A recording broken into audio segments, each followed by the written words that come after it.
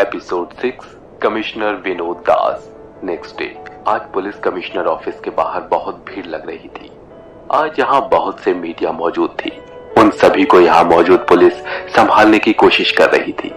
अभी तक police commissioner यहाँ नहीं आए थे, पर कुछ ही देर में एक सफेद कार यहाँ आकर रुकी और सारी भीड़ उस ओर भागी। उन सभी लोगों को अभी तक पुलिस ने रोक रखा था।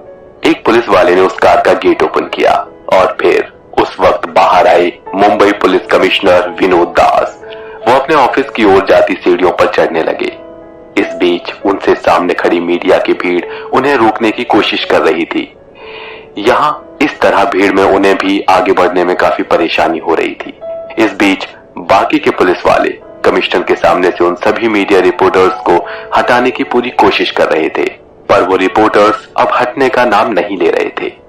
कमिश्नर किसी तरह कार से उन सीढ़ियों तक रास्ता तय करने लगे और जब वो अपनी सीढ़ियों पर पहुंचे तो वहां रुके और मीडिया के शोर को शांत करवाने लगे। उन्होंने कहा, देखिए आप सब शांत हो जाइए, एक एक करके पूछिए आपको क्या पूछना है।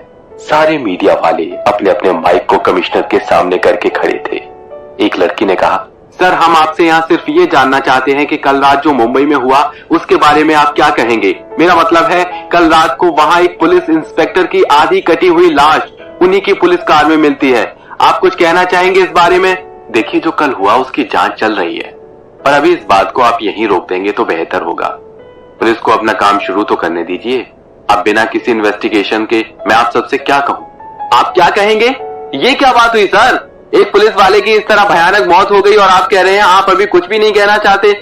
अगर पुलिस वाले यहाँ सेफ नहीं है तो यहाँ पब्लिक की आप क्या जिम्मेदारी लेते हैं? क्या आपको लगता है कि यहाँ की पब्लिक सेफ है?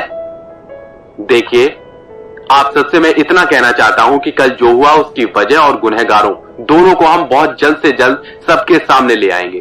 सर आपको शायद याद नहीं होगा कि पीछे कुछ दिनों में और भी कई मौतें हुई हैं। क्या वो भी सभी इसी केस से जुड़ी हुई हैं? देखिए आप ये क्या कह रही हैं? आप मीडिया वाले हर बात को मिलाने में क्यों लग जाते हैं? ये जो मर्डर हुआ है वो एक पुलिस वाले का है और ये बाकी सभी केसेस से पूरी तरह अलग है। मैं आप सबसे कहना चाहूंगा कि प्लीज आप सब भी पुलिस को कोऑपरेट कीजिए। पुलिस अपना काम कर रही है और मैं सभी लोगों को यकीन दिलाता हूं कि पूरे महाराष्ट्र की पुलिस इस काम में लगी है। अपराधी जल्दी पकड़ा जाएगा, वो चाहे जो भी हो हम उसे जरूर पकड़ लेंगे। Thank you. कमिश्नर इतना कहते ही वहां से जाने लगे। इस बीच मीडिया अभी भी उनसे सवाल पूछ रही थी। वो सभी उनका पीछा करने लगे और इस बार उन्हें पुलिस ने रोक लिया और कमिश्नर वहां से चले गए और अपने ऑफिस में आ गए। कमिश्नर ऑफिस में यहाँ के बड़े बड़े अफसर पहले से मौजूद थे। जैसे ही कमिश्नर अंदर आए वैसे ही सब लोग अपनी अपनी जगह से खड़े हो गए। वो अपनी टेबल पर पहुंचे और सब लोगों को बैठने के लिए कहा, प्लीज आप सब बैठ जाइए। सब लोग चुपचाप बैठ गए। कल रात पुलिस इंस्पेक्टर को इतनी बेरहमी से मार दिया और ये बात मुझे सुबह मीडिया और टीवी चैनल से मिलती है। वहां के थाना इंचार्ज कौन है? एक आदमी खड़ा हुआ और उसने कहा, सर मैं विलास पासवान। हाँ तो पासवान जी क्या हो गया है आपके एरिया में, आपके ही थाने के इंस्पेक्टर के साथ? आप कुछ कहना चाहेंगे? सर जैसे ही मुझे पता चला मैं खुद वहां गया और बॉडी पोस्टमार्टम के लिए भेज दी। उनकी मेडिकल रिपोर्ट एकदम साफ है सर। उनकी बॉडी के 2 टुकड़े करने से पहले उनकी दम घुटने से मौत हो गई थी। किसी ने उन्हें पहले मारा और फिर उन्हें काट कर उनकी बॉडी का आधा हिस्सा कार में रख दिया। तो अब उनकी पूरी बॉडी मिली या नहीं? नहीं सर, अभी तक ऐसा कुछ नहीं मिला। तो आप क्या चाहते हैं? मैं उनकी आधी बॉडी को उनके घर तक लेकर जाऊं और क्या कहूं उनसे? आधी का अंतिम संस्कार आप आज कर दीजिए, बाकी का ढूंढकर हम आपको बाद में दे देंगे। उसके बाद आप 2 चरणों में संस्कार कर देना। आज तक फिल्मों का तो 2 पार्ट सुना था, अब संस्कार का पार्ट भी हम करवा ही देंगे। है मीडिया हमारा क्या हाल करेगी तुम जानते हो? पूरे देश के सामने हम एक बहुत बड़ा तमाशा बनकर रह जाएंगे। हाँ सर मैं जानता हूं, पर आप घबराइए नहीं सर। मीडिया को अभी तक ये बात नहीं पता है कि मात्रे का जीप में आधा शरीर ही मिला था। उनसे तो तुमने छुपा लिया। और उसके परिवार को क्या कहोगे? सर वहां से भी हमें परेशान होने की जरूरत नहीं है। मात्रे का छोटा भाई है ना, मेरे थाने में हेड कांस्टेबल है। मेरी उससे बात हो गई और वो सबको अपने घर में संभाल लेगा। चलो ये तो अच्छी बात है कि उनके घर से हमारी पुलिस फोर्स में ऐसे 2 लोग हैं। तुम उसकी फाइल मुझे दे दो, मैं उसका प्रमोशन कर देता हूँ। कम से कम हम इतना तो कर ही सकते हैं। ओके सर, अब आप बताइए कि हमें आगे क्या करना होगा? हमें मात्रे से जुड़ी बातें किसी भी तरह बाहर नहीं आने देनी है। सबसे पहला काम तो यही है। अगर लोगों को पता चला कि किसी ने एक पुलिस वाले को मारकर उसका आधा शरीर गाड़ी में छोड़ा है तो हम सबकी नौकरियां भी खतरे में आ सकती हैं। और प्लीज तुम सबसे पहले काम ये करो कि मात्रे का आधा शरीर ढूंढो। हमसे पहले किसी को मिल गया तो लोग समझेंगे कि एक और पुलिस वाले की मौत हो गई है। ये केस बहुत ही बुरा है, ऐसा नहीं होना चाहिए था, पर इस बार किसी से कोई भी गलती हुई ना तो मैं बिल्कुल बर्दाश्त नहीं करूंगा। ओके सर, मैं इस केस को संभाल लूंगा। विलास, अब तुम्हें और संभालने की जरूरत नहीं है। तुम्हें मैंने जितना कहा है तुम सिर्फ उतना ही करो। ये केस हमारे हाथ में अब नहीं है। हमारे हाथ में नहीं है? ये क्या कह रहे हो सर? तो कौन संभालेगा इस केस को? यहाँ पर पुलिस इंस्पेक्टर की मौत हुई है और ये बात यहाँ पूरी तरह से फैल गई है। मात्रे की इस मौत में सबसे बड़ा शक हम पुलिस वालों पर ही जा रहा है और इसीलिए इस केस को हैंडल करने के लिए एक सीबीआई ऑफिसर आज ही आ रहा है। अब वही केस को देखेगा। मुझे कहा था कि सुबह 8 बजे तक वो आ जाएगा, पर अब तक तो वो आया नहीं। अब सीबीआई वाले भी इस तरह से देरी से काम करने लगे तो हो गया बस। कमिश्नर ने अपने सामने बड़ी बेल को बजाया और एक बड़ा आदमी जो कि एक चपरासी था वो अंदर आया। कमिश्नर ने कहा, अरे रामलाल जी, आप प्लीज एक अच्छी सी चाय बना कर लाइए, मेरा सर दर्द से फटा जा रहा है। जी सर। इतना कहकर रामलाल जी वहां से जाने लगे। कमिश्नर ने दोबारा आवाज लगाते हुए कहा, सुनिए रामलाल जी, वो आज सुबह कोई दिल्ली से आने वाला था, पता कीजिए वो अभी तक आए हैं या नहीं। रामलाल जी ने कहा, सर दिल्ली से कोई आया है ये तो पता नहीं, पर कोई आया तो था आपसे मिलने। मैंने उसे कहा आप बिजी हैं तो वो बाहर ही बैठे हैं। सब तो इस वक्त परेशान थे और रामलाल जी की बात सुनकर तो कमिश्नर दास ने कहा, क्या कह रहे हो रामलाल जी, वो आए हैं? तो आपने उन्हें मेरे पास क्यों नहीं भेजा? सर मुझे पता नहीं था कि वो कौन है और आप सीधा ही ऑफिस से यहाँ मीटिंग रूम में आ गए थे। चलो अब ये सब छोड़ो और उन्हें बुला कर लाओ और एक बार पूछ लेना कि वो सीबीआई से ही है या नहीं। कहीं वो मीडिया से हुए तो फिर से मुझे किसी के सवालों के जवाबों में अपना टाइम बर्बाद करना पड़ेगा। जी सर। रामलाल जी इतना कहकर वहां से चले गए। रामलाल जी ऑफिस के बाहर गए जहां वो बाहर पड़ी चेयर पर अपने सिर को रुमाल से ढककर सो रहे थे। रामलाल जी ने सर सर कहते हुए उन्हें उठाने की कोशिश की पर वो नहीं उठा। फिर उन्होंने उसके कंधे पर हाथ रखकर उन्हें उठाने की कोशिश की। रामलाल जी का हाथ लगते ही वो जाग गया। उसके चेहरे से जैसे ही उसने रुमाल हटाया तो सामने था एक 23 साल का छोटा लड़का। ये अक्षय ही था।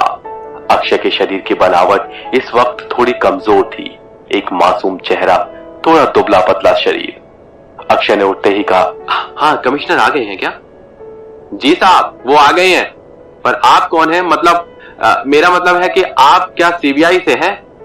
हाँ मुझे माफ करना सर, मुझे इस बात का पता नहीं था।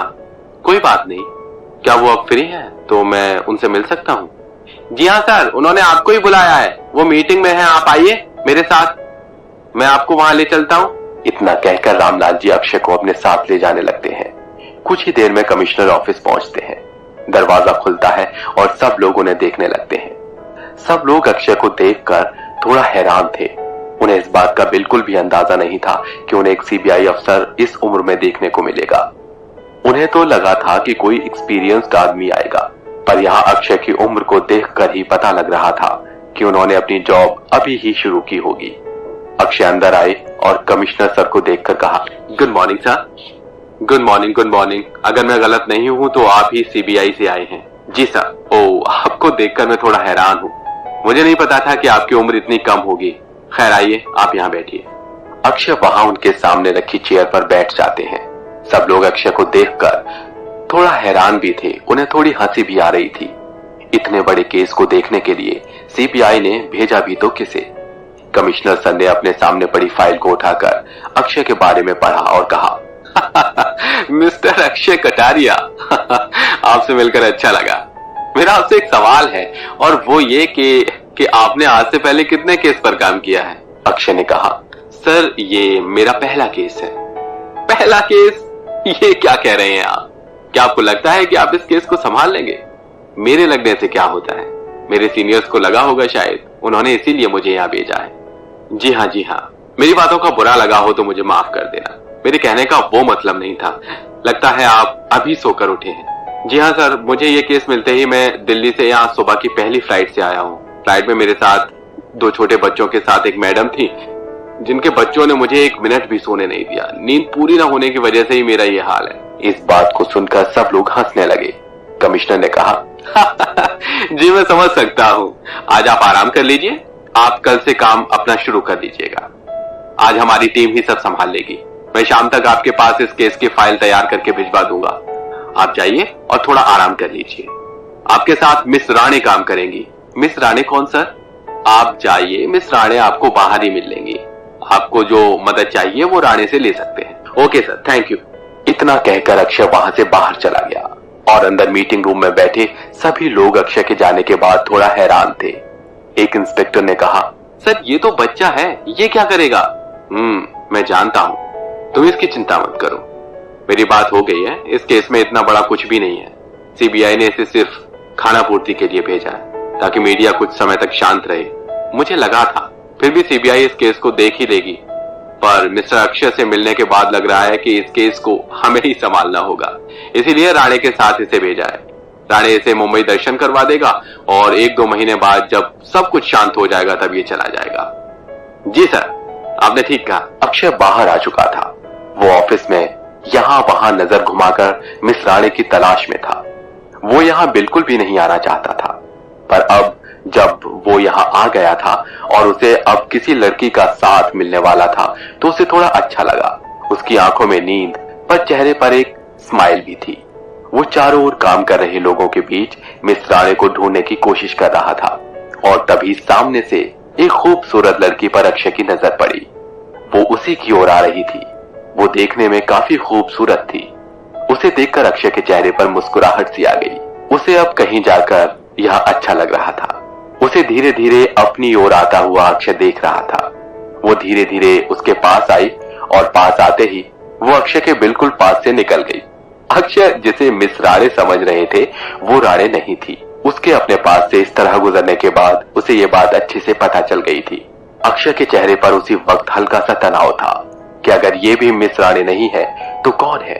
और यहाँ मौजूद बाकी सभी लड़कियों में अक्षय को ऐसी बात नहीं लग रही थी कि वो उसके साथ काम करें।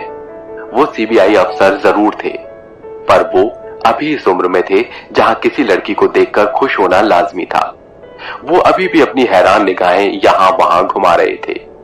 तभी उनके पीछे से किसी ने उनके कंधे पर हाथ लगाया। हाथ के लगते ही अक्षय समझ गए कि उसके पीछे मिस राणे थी।